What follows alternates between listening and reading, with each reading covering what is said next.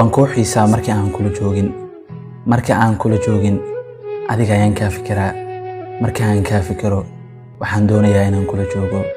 markii aan kula joogana waxa ay la macno tahay dhammaan riyooyinkayga inay rumoobeen waxaan arkay inaad wanaagsan tahay waan ku jeclaaday kadib waxaan arkay inaad aad u sii wanaagsan tahay waan ku sii jeclaaday waxaan jecel kuu qaadaa marar badan markastoo aan arko adigoo dhowla cadeynaya nololaad adiga ka maqan tahay waa sidii geed qalalan oo wax miro aan lahayn noloshu macno yeelan mayso haddii aad adiga ka maqan tahay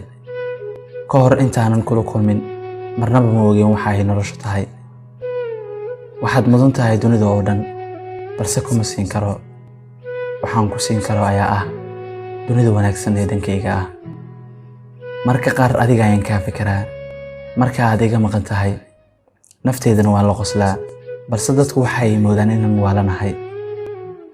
dhegeysiga codkaaga wuxuu qalbigayga ka dhigaa mid aad u dabaxsan oo wax waliba u dhow nugul farxad ayaan dareemaa markii aan kula joogo waan ku jeclahay waxaan kugu jeclahay qofka cajiibka ah ee aad tahay mar walibana dareenka iyo damqashada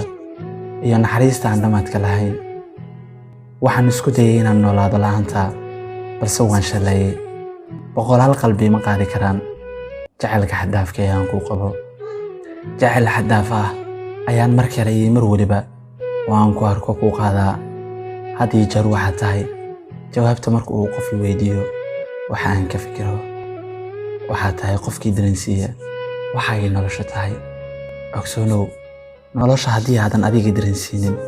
inay qiimo leedahay yaa kaloo dareensiin karaa waxa ay nolosha tahay I love you so much aadan ku jeclahay macantood nolosha ila qaybsan layd sidii waxaan noqon lahay nafqura oo laba jilo marbaan wada neefsalayn marbaan wada nuuxsalayn marbaan wada noogilayn